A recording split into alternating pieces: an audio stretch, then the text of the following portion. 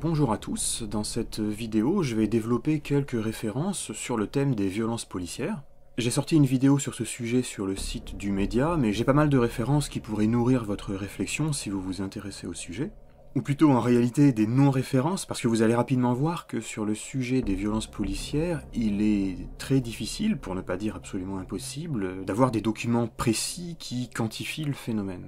Je vous conseille d'aller voir cette vidéo, qui traite de la technique du chèque en gris, de la pratique du chèque en gris, qui est une expression qu'on doit au criminologue, sociologue Jean-Paul Broder, qui est un spécialiste des questions policières. Ma vidéo porte sur la question de la marge de manœuvre dont dispose le policier, en particulier en contexte de maintien de l'ordre. Donc évidemment c'est assez compliqué à traiter, puisque vous savez peut-être qu'en maintien de l'ordre, c'est le domaine de l'action policière qui est la plus soumise à une chaîne de commandement rigide. Champs-Élysées, c'est très étendu. J'ai utilisé une grille, ça les a un peu refroidis.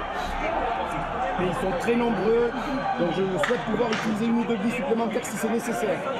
Le chèque en gris désignant les ordres pas très clairs, en tout cas bourrés d'implicites, que le politique transmet à la police. Et le but du jeu, montre Broder, c'est que en cas de bavure, si jamais un usage illégitime de la force est prouvé, le politique pourra toujours tirer parti de l'ambiguïté des ordres qu'il a donnés pour dire « mais non, en fait, j'avais jamais conféré cette marge de manœuvre, la possibilité de faire ça aux policiers ». Mais néanmoins, ces ordres restent suffisamment clairs pour que les policiers puissent, eux, et de manière pertinente, soutenir que le politique leur a bien octroyé une marge de manœuvre, et donc que les actes qu'ils ont commis, à la suite de leur appréciation de la situation, rentrent bien dans les consignes données par le politique. C'est une métaphore intéressante qui permet de proposer une solution assez élégante au problème théorique, à un des problèmes théoriques fondamentaux en sociologie de la police, quand on étudie la police, c'est la question de savoir quel est le degré d'autonomie dont jouit la police par rapport au reste de l'État. Et donc on a deux grandes thèses en présence, ce sont plutôt des orientations, personne ne soutient une seule des branches de l'alternative, mais grosso modo, on a la thèse de l'instrumentalité, qui affirme que la police ne jouit d'aucune autonomie et qu'elle est un pur organe au service de l'État, au service des demandes du politique. Et de l'autre côté, on a la thèse de l'insularité, qui soutient que la police, l'institution policière, jouit d'une grande indépendance, d'une grande autonomie par rapport à l'État, à tel point qu'on emploie parfois l'expression d'État dans l'État. Pour creuser cette question, je vous renvoie à l'article de Broder lui-même, mais aussi à un article de Didier Fassin qui travaille cette métaphore du chèque en gris sur la question plus spécifique de la politique du chiffre. Ces méthodes sont utilisées dans l'aveuglement complice de notre hiérarchie. Quand on prend quelques barrettes de shit sur un consommateur pour lui donner un indice, on va pas aller voir notre chef en lui disant voilà ce qu'on a fait. De toute façon, il ne pourrait pas le cautionner. Elles sont pas avalisées, mais par contre, la hiérarchie sait très bien qu'on est obligé d'avoir recours à ce type de méthode pour faire nos affaires. C'est amenez-moi des résultats, faites en sorte que ça paraisse propre. Alors effectivement, les barrières qu'on se fixe sont celles de la morale. Pas toujours légale, mais en tout cas morale. La fin ne justifie pas tous les moyens. La fin justifie parfois certaines petites entorses pour le service public et pour la défense des victimes que l'on côtoie tous les jours. Ce débat autour de l'instrumentalité et de l'insularité ne cesse de revenir quand on s'interroge sur les violences policières, car le policier, comme fonctionnaire, est un agent administratif bien particulier. Un fonctionnaire membre de toute autre administration est en relation étroite avec l'échelon hiérarchique supérieur. Et ce qu'il doit faire, son activité quotidienne, est très précisément régi par un certain nombre de règles, de sorte qu'il sera assez facile de déterminer si le fonctionnaire a fait une erreur, une faute, s'il a mal agi. Alors que les policiers, eux, jouissent d'une grande marge de manœuvre sur le terrain, d'une grande liberté d'appréciation, qui se justifie notamment par le fait qu'ils rencontrent sans cesse des situations originales. La police est une administration dans laquelle l'échelon de base, le policier de la rue, n'importe quelle unité d'intervention, jouit d'une grande autonomie, ou plus précisément, ce qu'on appelle un pouvoir discrétionnaire, le pouvoir d'évaluer la situation et de décider de ce qu'il va faire. En effet, un policier accusé d'avoir fait un usage illégitime de la force se défendra toujours en invoquant le contexte, c'est-à-dire en invoquant le jugement qu'il a pris par rapport au contexte. Ce n'est évidemment pas une liberté absolue, parce que le policier doit respecter un certain nombre de règles, la loi, de règles déontologiques, de règles d'usage des armes, etc. Mais néanmoins, la marge de manœuvre est gigantesque, et donc c'est cette marge de manœuvre qui va être analysée lorsqu'un policier est accusé d'avoir fait un usage illégitime de la force. On va essayer de vérifier s'il a outrepassé ou non les règles déontologiques. Oh, il le tabasse, putain, mais il le tabasse! J'en arrive à cette question des sources, et voilà le problème, c'est qu'on n'a absolument pas un moyen d'avoir une vue complète de l'usage de la force, ainsi que de l'usage illégitime de la force. On n'a nulle part un document, qu'il soit officiel ou non d'ailleurs, une manière de savoir qui a fait quoi, dans quelles conditions, qui permettrait de répondre à des questions comme quels sont les corps, quels sont les types d'unités qui ont le plus recours à la force, quelles sont les armes utilisées, à quelle occasion, quel est le type de population les plus atteintes, quel est le type et le nombre de blessures occasionnées, combien de morts, etc. etc. Et bien sûr, puisqu'on ne peut pas avoir une vue synoptique du recours à la force par les forces de l'ordre, a fortiori, on ne peut pas savoir quel est l'usage illégitime de la force par les forces de l'ordre. Et on ne peut pas non plus connaître l'ampleur des sanctions et la correspondance avec les différents faits, que ce soit d'un point de vue administratif ou d'un point de vue judiciaire. En fait, on peut juste s'en donner une idée en croisant diverses sources, que ce soit des rapports officiels, des rapports d'associations, ou des travaux de sociologues. Mais à chaque fois, on a une méthodologie un peu différente qui fait qu'on a un mal fou à recouper. Le document le plus complet et le plus intéressant dont on dispose, c'est un rapport de 2016 de l'ACAT, une enquête sur l'usage de la force par les représentants de la loi en France, qui essaye d'établir un bilan sur une quinzaine d'années, donc l'avantage c'est que ça recoupe énormément de faits, depuis le simple tutoiement jusqu'à l'homicide. De même, dans leur rapport, ils essaient de donner une idée des différentes sanctions prononcées. Mais un exemple d'inconvénient, c'est qu'ils ont volontairement mis de côté certains faits. Ils ont ainsi écarté tous les faits de blessures survenus à l'occasion d'une intervention policière, mais non directement causés par un agent de la police. Donc par exemple, quelqu'un qui se blesse ou qui meurt en voiture lors d'une course-poursuite avec la police, ça rentre pas dans le rapport. Face à ces comportements, les policiers sont pris entre le devoir de faire cesser l'infraction et la peur de la bavure. En 2007, 2 jeunes à moto ont trouvé la mort après une course-poursuite de ce genre, avec une voiture de police. Un document très intéressant, pour le coup sur une plus large période, c'est le recensement effectué par le site Bastamag de tous les morts à la suite d'une intervention policière. Ils en ont compté 578 sur 42 ans. Et là, on a des choses très détaillées, vous voyez, mais là, bon, ça ne porte que sur les morts. Leur méthodologie, c'est l'ensemble des morts survenus à l'occasion d'une intervention policière. Donc là, par exemple, quelqu'un qui décède dans sa voiture, dans une course-poursuite, c'est compté. 578 morts, ça va du dernier terroriste islamiste à telle ou telle information qui n'a pas fait grand bruit dans la presse. Et ce qu'il faut bien comprendre, c'est que ce recensement de 578 cas ne préjuge absolument pas de la légitimité des actes. On ne sait pas, tout est confondu là. Par contre, de garder tes mains sur tes genoux, s'il te plaît. Comme ça, je te fais plus ressentir. Attention qu'on t'écrase pas, parce qu'après, on va m'accuser de violence policière. Une autre source intéressante, quoique vraiment très incomplète, pour le coup, c'est un rapport officiel, c'est le rapport annuel d'activité de l'Inspection Générale de la Police Nationale, si vous regardez le 2018, parce que notamment, il contient, je crois depuis 2017, un recensement annuel du nombre de blessés et décédés à l'occasion d'une intervention de police. Donc, par exemple, le rapport 2018, donc le dernier qu'on a, nous dit que le bilan du recensement des particuliers blessés ou décédés sur l'année 2018 fait état de 121 déclarations, dont 15 décès et 106 blessés. Les blessés dont il parle ici, ce sont des ITT d'une dizaine de jours, je crois.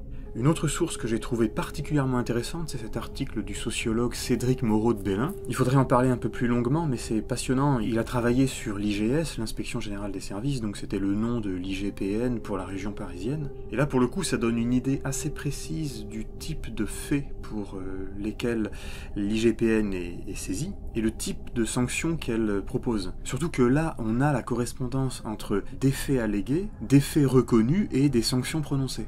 Et il essaye donc de montrer assez finement comment l'IGPN s'y prend pour reconnaître une violence comme légitime ou illégitime. Je me suis rendu compte qu'il procédait rarement à une mesure de la violence et ensuite à une discussion où il déciderait de si c'était légitime ou pas, mais il regarde les logiques situationnelles dans lesquelles se déploie l'usage de la force et évalue si, dans ces conditions très interactionnelle, la violence est légitime ou elle ne l'est pas. Donc on a cette personne qui est les mains en l'air, non armée face à des policiers, qui est victime d'un tir de LBD.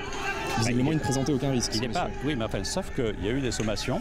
En fait, c'est le contexte. Moi, je ne connais pas ce moment précis. Cela renvoie à un débat très ancien qui est que la délégation de l'usage de la force à la police suppose un encadrement par le droit, mais que cet encadrement est nécessairement lâche dans la mesure où la détermination de la légitimité de l'usage de la violence se joue en situation et non au préalable, avant l'intervention. Elle se joue en situation, selon des logiques qui, du coup, dépendent du jugement, d'évaluation des policiers. L'inconvénient, c'est que ça ne concerne que le volet administratif du contrôle du travail des policiers, et on ne sait pas ce qu'il en est pour le volet judiciaire. Lorsqu'un dossier est transmis à l'IGPN ou à l'IGGN dans la gendarmerie, ce dossier peut faire l'objet de 2 types d'investigations. Une enquête administrative et une enquête judiciaire. L'enquête judiciaire est lancée quand l'IGPN est saisie par un procureur, un juge d'instruction ou un magistrat. Des citoyens peuvent aussi déposer plainte ou signaler les faits sur une plateforme en ligne disponible depuis 2013. Bon, maintenant on peut s'intéresser à la question de la légitimité. Ça aussi, c'est évidemment une question gigantesque, hein. Vous connaissez la définition proposée par Weber de l'État comme revendiquant avec succès le monopole de la violence physique légitime. La police est habilitée à agir violemment pour arrêter une infraction ou pour assurer la défense d'un tiers ou la défense des unités de police elles-mêmes.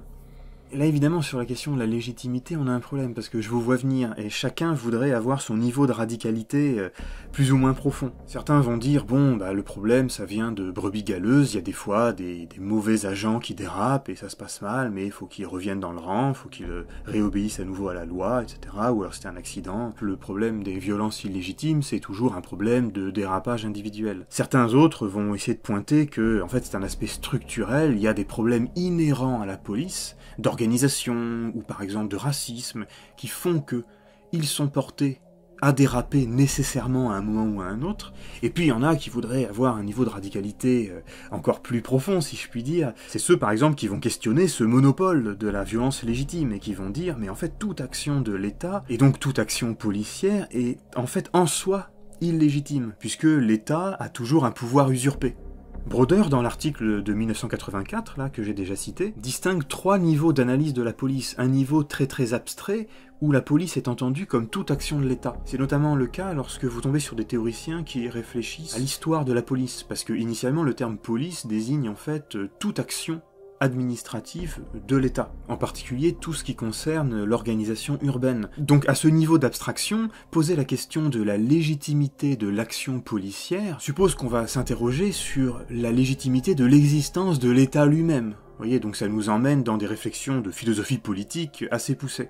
Brodeur distingue aussi un second niveau, un peu moins abstrait, c'est la définition de la police comme moyen pour un groupe de contraindre l'autre à lui obéir. Donc c'est typiquement la lecture marxiste en termes de classe. La police apparaît alors comme l'instrument armé au service de la classe bourgeoise, de la classe qui possède les moyens de production, pour mater des éventuelles rébellions des classes laborieuses. Et puis enfin, il distingue une 3e approche de la police, qui est une manière un peu plus concrète de s'intéresser à la façon dont sont organisées les institutions policières, les différents corps, les différentes unités et leurs différentes missions.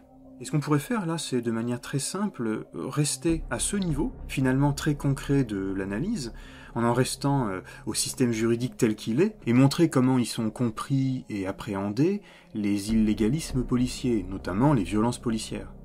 En fait, si on s'en tient à une définition juridique et institutionnelle de la légitimité de l'usage de la force, on constate qu'elle repose sur 3 grands principes. Le premier principe, qui est énoncé à l'article 12 de la Déclaration des droits de l'homme et du citoyen, donc qui a une valeur constitutionnelle, c'est l'interdiction de la privatisation de la force. Si le policier a le droit de recourir à la force, c'est parce qu'il remplit une mission publique. Le second grand principe, c'est celui de nécessité, c'est-à-dire que l'usage de la force ne peut être légitime que s'il répond à un contexte précis, à des circonstances bien particulières. Typiquement, empêcher une infraction d'être commise, ou la légitime défense, par exemple.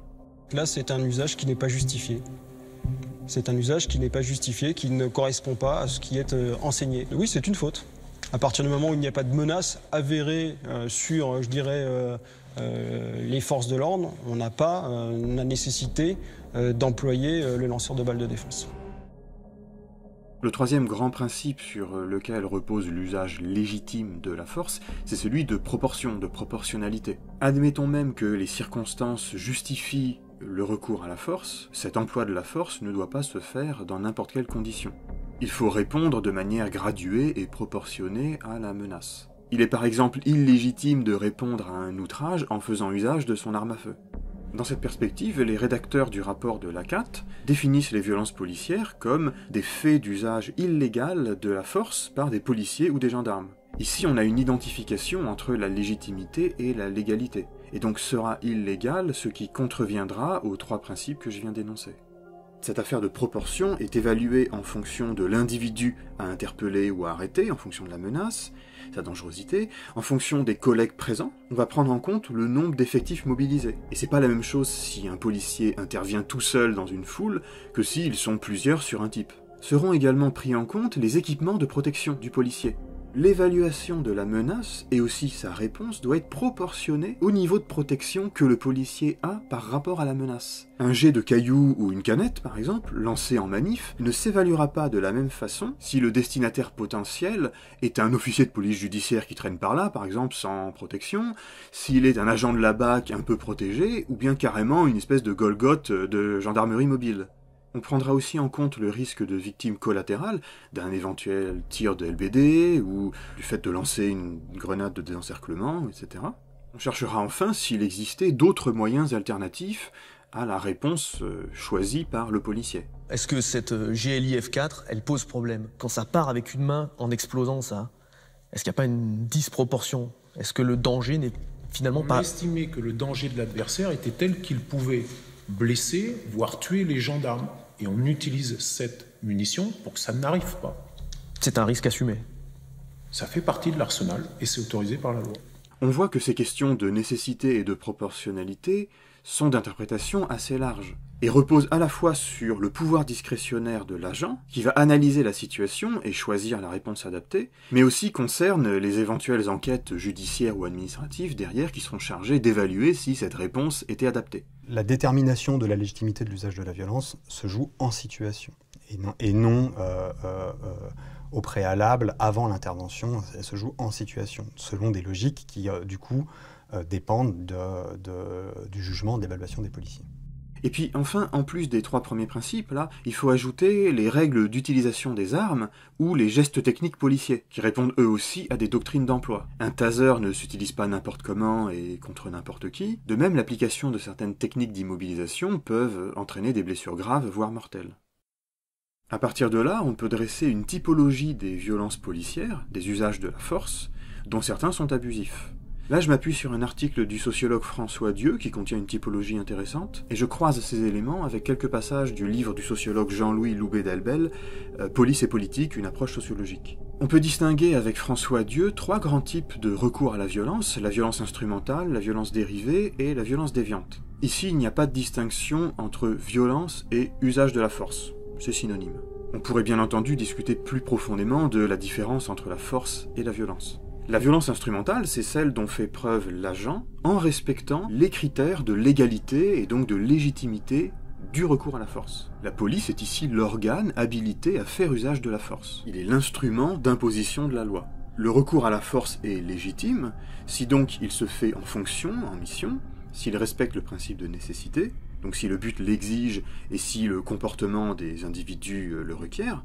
Il faut que la réponse soit proportionnée à la situation. Et donc par exemple, une fois maîtrisée, il n'y a aucune raison de frapper les individus à terre. Tout sauf un va-t-en-guerre. Moi, il me faut des gens qui soient calmes, pondérés, qui sachent gérer des situations qui ne sont pas toujours faciles sur la voie publique. Lorsque cette violence instrumentale, c'est-à-dire autorisée en tant que moyen d'application de la loi, sort du cadre légal, la violence exercée prend le nom de violence dérivée. La violence dérivée, c'est donc une violence instrumentale disproportionnée ou entraînant des victimes fortuites, mais il faut bien voir qu'il s'agit d'une violence effectuée dans des circonstances qui, initialement, pouvaient justifier le recours à la force. Par exemple, l'interpellation légitime d'un délinquant, mais qui tourne mal parce que les gestes d'immobilisation sont mal effectués. Là, évidemment, on a toute une palette de causes qui expliquent ce passage de l'instrumental à la violence dérivée. Que ce soit une erreur humaine, un manque de sang-froid ou une malchance. Vous savez, les gens, ils bougent. Il y a des... Voilà, nous, des fois, on bouge. Le recours à la force demeure bien en conformité avec les missions confiées par la société, par la loi, mais c'est l'adéquation entre les moyens mis en œuvre et la fin qui va poser problème. Si c'est mal utilisé, c'est pas le tonfa qui va casser, je pense que ce sera plus la jambe d'en face. Donc à utiliser avec beaucoup de précautions, mais très efficace. Oui. Typiquement, dans les affaires de violence qui sont confiées à la justice ou à l'IGPN, il s'agit de déterminer si la force employée ou l'usage d'armes effectué par le policier relève de la stricte violence instrumentale, aux conséquences certes désastreuses, mais restant dans le cadre légal, ou s'il s'agit de violence déviante. Et si l'IGPN détermine qu'on a bien affaire à une violence déviante, spoiler, c'est pratiquement jamais le cas, il s'agit de savoir à quel point l'agent est coupable, ou si on a juste affaire à quelque chose qui tourne mal parce que c'est la faute à pas de chance, les circonstances ont fait que, etc. Prenez l'affaire Théo. Le 2 février 2017, ce jeune d'Aulnay-sous-Bois était violemment interpellé par 4 policiers, plus tard accusé de l'avoir violé avec une matraque. Après enquête, l'IGPN avait estimé que le viol n'était pas établi. Cela n'avait pourtant pas empêché le juge d'instruction de mettre en examen un des policiers pour viol et 3 autres pour violence volontaire. Évidemment, si vous vous lancez dans une critique radicale de la police, vous allez dire que violence dérivée et violence instrumentale sont une seule et même chose, et que dès le départ, la police, en tant que bras armé de l'État, accomplit des actes de violence illégitimes. La dernière catégorie de violence distinguée par François Dieu, c'est la violence déviante. C'est un type de violence effectuée à l'occasion d'un travail de police légitime, donc par exemple lors d'un maintien de l'ordre ou lors d'une intervention de la BAC, mais sans rapport avec les finalités ou moyens. L'agent des forces de l'ordre quitte alors sa mission.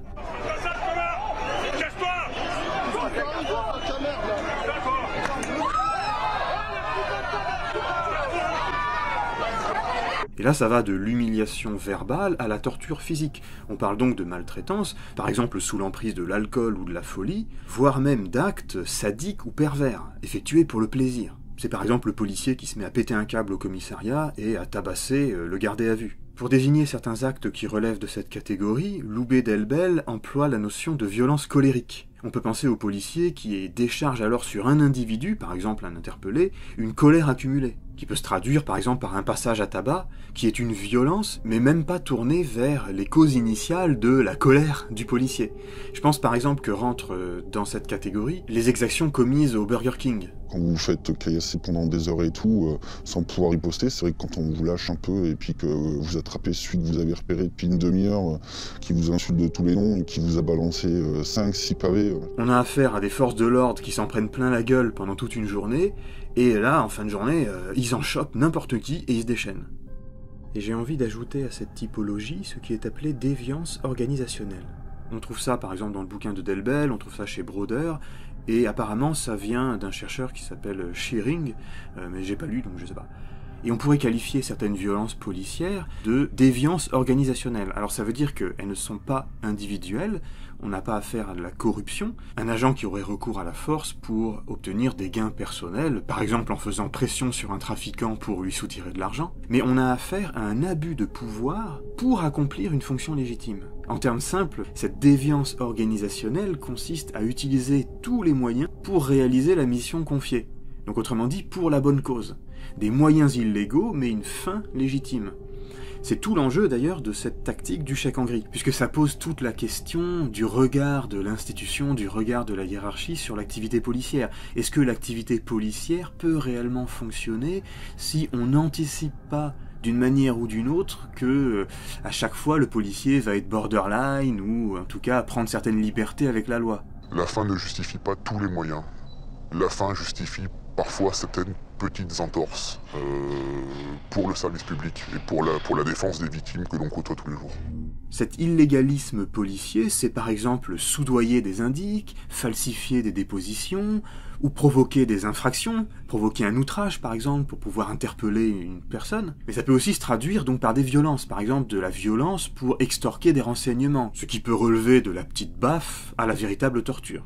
Resterait aussi à savoir si cette déviance organisationnelle pourrait être rabattue sur la catégorie de violence dérivée ou de violence déviante. Et il faudrait enfin ajouter les violences commises hors service. Ce qui ne rentre pas dans la typologie de François Dieu, parce que lui, ce qui l'intéresse, c'est les violences effectuées par les policiers en service, à l'occasion d'une mission légitime de police. Pour ça, on peut aller voir chez Moreau de Bellin, il s'agit des actes du type, le policier qui bat sa femme, le policier qui va se mettre à utiliser son arme de service en dehors du service, etc. On va voir que lorsque ce type d'illégalisme policier est enquêté par l'IGPN, ça se passe en général très mal pour le policier. Quand on étudie avec Moreau de Bellin les rapports de l'IGPN, on voit que l'IGPN réagit de deux manières face à ce genre de choses. Ou bien elle étouffe complètement ses affaires, ou bien ce qu'elle fait, c'est qu'elle les condamne, mais non pas en tant que violence dérivée, mais bien en tant que violence déviante. Et ce que va faire l'IGPN, c'est qu'elle va assimiler ces actes à des actes de violence privée. L'institution va donc dire, ce n'est pas nous, police nationale, qui avons commis ces actes, c'est une initiative personnelle de l'agent. L'IGPN tend à rabattre la violence déviante sur la catégorie d'usage privé de la violence. Donc je me suis intéressé aux affaires de violence illégitime qui aboutissaient quand même à des sanctions. Et ce qui m'a frappé, c'est qu'elles étaient toutes sanctionnées, quasiment toutes sanctionnées, parce qu'elles s'apparentent à des privatisations de l'action policière. C'est-à-dire que c'est moins le fait d'avoir été violent qui est sanctionné, ou en tout cas tout autant le fait d'avoir été violent qui est sanctionné, que le fait que ça ne peut pas être considéré comme relevant du périmètre de la force publique. Pour terminer, il nous faut dire quelques mots sur la question des sanctions et de l'impunité. Je pense qu'une bonne entrée, c'est encore l'article de Cédric Moreau de Bellin sur l'IGS-IGPN. Je vois que la montre tourne, donc je vais me contenter de quelques remarques. On va gagner du temps et on va aller directement à ces résultats. Ce que constate Moreau de Bellin en opérant des quantifications sur ces données, qui portent à la fois sur les motifs de saisie de l'IGPN, sur le nombre de sanctions prises et sur la gravité des sanctions, c'est une grande distorsion entre la répartition, les catégories de faits pour lesquels est saisie l'IGPN-IGS, et la répartition des sanctions et de leur gravité. À peu près un tiers des plaintes déposées à l'IGS l'étaient pour des faits de violence allégués, alors que cela ne représente qu'à peu près 13-15% des sanctions prises. Grosso modo, il y a une grande distorsion entre les manquements internes, les violences privées et les violences en service. D'abord parce que pour les manquements internes, comme le fait d'insulter ses collègues par exemple, l'IGPN peut facilement construire son enquête. Et du coup, ils sont très sanctionnés, tout simplement parce que la saisine arrive par les services administratifs. Donc les dossiers sont dûment informés. Alors que la majorité des plaintes extérieures, qui sont des plaintes pour violence, seront elles moins sanctionnées, tout simplement parce que l'IGPN trouvera qu'elles ne sont pas suffisamment informées. Les témoignages par exemple ne sont pas suffisamment solides.